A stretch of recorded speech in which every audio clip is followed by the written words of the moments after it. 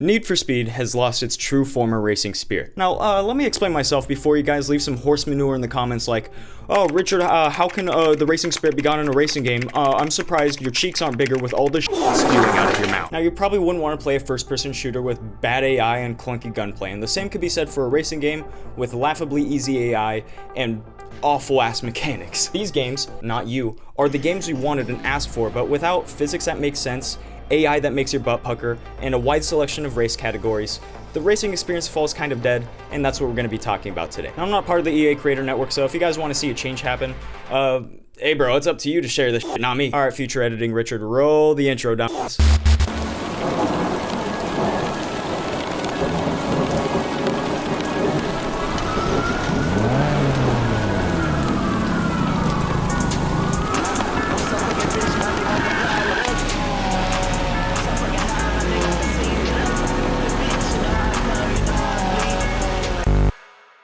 Modern Need for Speed is frustrating to be a fan of because we've already gotten the Most Wanted 2 and Underground 3 type games, but the unintelligent AI, limited race variants, and mainly the driving physics have kept these two games from being nearly perfect modern-day racing classics. I mean, in my book, Need for Speed Heat and 2015 are the guilty pleasure porn magazines hidden under your dad's bed. But with how incorrectly your car reacts to your inputs, world clipping with the environment, and ease of opponent difficulty, it leaves you disappointed that there's more to be desired in your racing experience. And for some reason, this has been a trend throughout all of the Frostbite 3 Need for Speed games. It's a type of disappointing like loving burritos, getting a pork burrito, but you don't eat that shit, but eating it regardless because fuck you mean, burritos are gas. And then you remember you're horrifically allergic to pork and you get toilet ridden with a severe case of nuclear diarrhea for the next 6 days.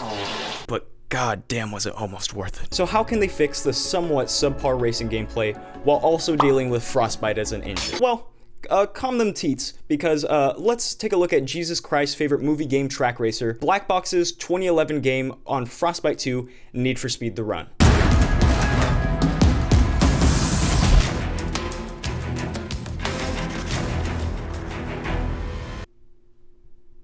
What? Am I a monkey jerking off in a zoo exhibit? Don't look at me like that. Now, I know it's a rough comparison because Need for Speed The Run is kind of a track racer, not an open world game, but hear my dumb ass out. I recently played The Run, and I remember back in the day people were complaining about The Run's physics, but to be honest, they're pretty fucking solid. And this isn't nostalgia speaking. I've barely played this shit until the last week. What makes the racing gameplay of The Run so great is how layered the physics feel. The suspension feels like it's working with the environment and not against the environment. The tires feel communicative with the ground, and the sense of body roll reacting with your car's weight gives you a sense of your limit of grip. And this is especially the case for the lower tier shitboxes working with softer OEM or street style type suspension, wheel, and tire setups. I found that the best way to drive rear-wheel drive cars are by braking accordingly and completely lifting off the throttle as you go through a corner. This allows pretty much any car to feel as weightless through a corner as my small little boy nutsack. If you notice any understeer, tap the handbrake and it will point you in the direction you want to go. And if you go in too hot into a corner and you brake mid-corner,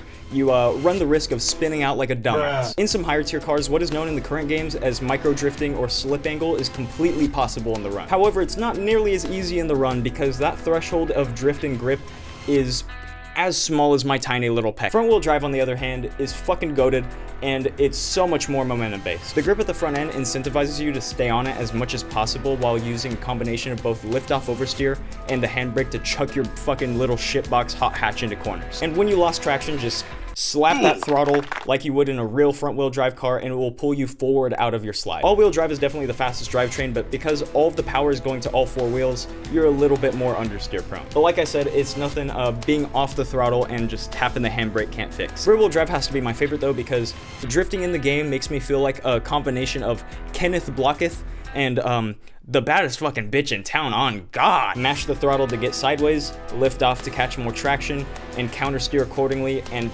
goddamn, that shit slides buttery smooth. The reason why I use The Run as an example for it is because not only were the physics fun, enjoyable, and believe it or not, realistic, but it also ran on the predecessor of the same game engine that is still being used to make Need for Speed games nowadays. Black Box's physics on Frostbite 2 was the throat goat of Frostbite physics, because you could even use the gutter as a technique to get through a corner as fast as possible. Now, I'm no game developer or whatever, but SimKD physics, similar to The Run, have to be possible in Frostbite 3. Now, I'm not in any way saying the run's physics were perfect, because they weren't, but they were fun and engaging enough to the point where it made you want to come back to a game that only had like 20 fucking different race routes. So what is so different about the new game's physics? They honestly feel surprisingly similar, like not sibling similar, but like cousin similar. And trust me, there's two things I love: NASCAR.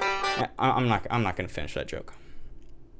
And my cousin. There's still a hint of that on-rails type feeling in the run, but the layered suspension physics, rigid heavy chassis, and the chase camera kind of mask how artificial Frostbite's movement is. The difference with Heat, however, feels as light as a dried sponge on wheels with the stiffest fucking suspension possible. You could just be driving, hit a casual bump in the road, and then you go tumbling off-road. Weight feels like it's communicated through how much turn-in your car is able to put down through a corner mid-drift. I just dislike it because it enables meta cars like the F1 or RSR to exist, where they can carry the most speed and turn-in through a corner with more agility than any other cars have in the game. And I don't even know why that's the case when we have customization, so realistically, any car should be able to combat that. Now, I think Criterion's original brake-to-drift model worked perfectly in Most Wanted, Rivals, and Hot Pursuit. But as the maps got more tighter, city-focused, and more in-depth, I think they just outgrew this handling model, and I don't understand why brake-to-drift still exists in 2019. Need for Speed's current physics are buggy, limited to using the same very slim selection of cars to get a competitive advantage, and you crashing is a matter of RNG with the road texture underneath you. Because Ghost obviously didn't design these time trials to be run like a subhuman caveman, exceeding track limits and cutting corners. They make the games we want, but with how harsh the physics affect the game, seeing competitive racing being abused in a way that shouldn't even be allowed just turns you away from even wanting to play the game competitively. And that's my point. Physics are what mainly influence replayability, at least for me anyway. So let me know below what the fuck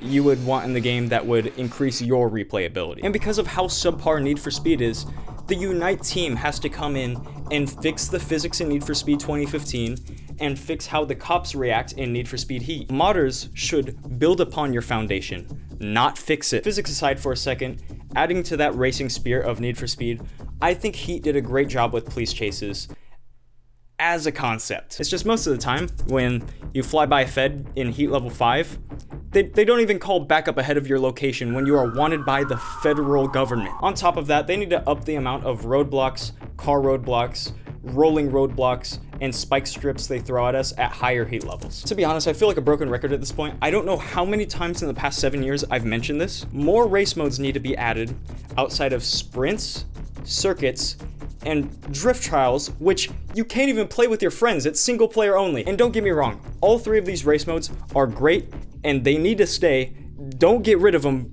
God, please don't get rid of them. But with that limited selection, it makes the gameplay loop painfully repetitive. So I'm just gonna sit here with my left hand on my nuts and tell you what I think could be added to the game that can really benefit replayability. If you have a track in the game, there could be a Formula Drift cat and mouse tandem style game mode, or for grip racing, a sector shootout mode very similar to the one in Pro Street. You can add speed trap events, which people have been begging for since Need for Speed World in 2010, along with speed trap lap knockout, which also people have been asking for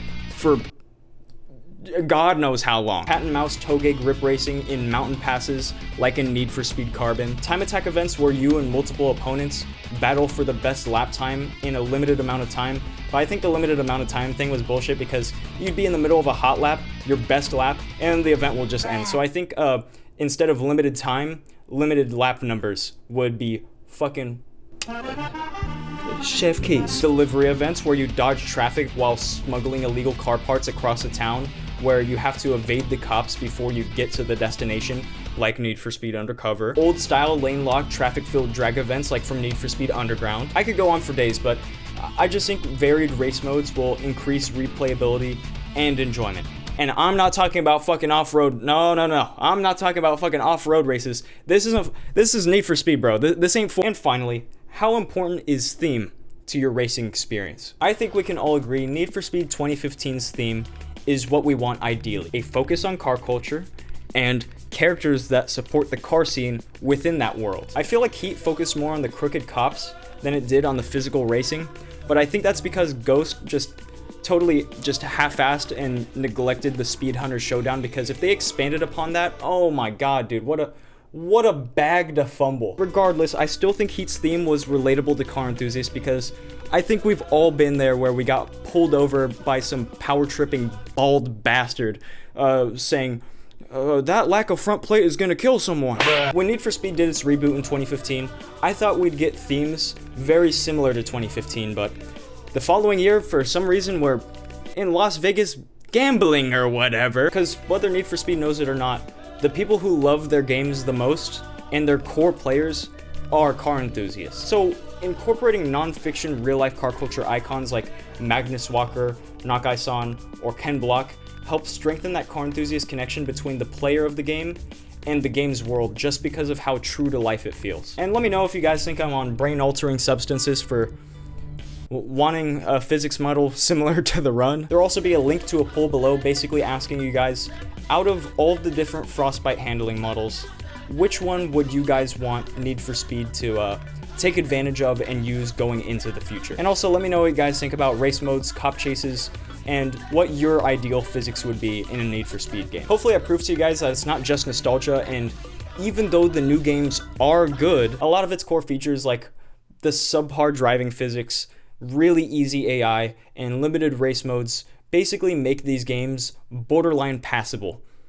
And that is just not okay for one of the biggest, if not the biggest racing game franchise of all time. They're so close to making the perfect game, but mechanically it leaves a sour taste in our mouths, and countless people have been wanting a change in the driving mechanics for years. And I guarantee you, once they fix these physics, oh boy, our gamer bussies will indeed be mooey moist.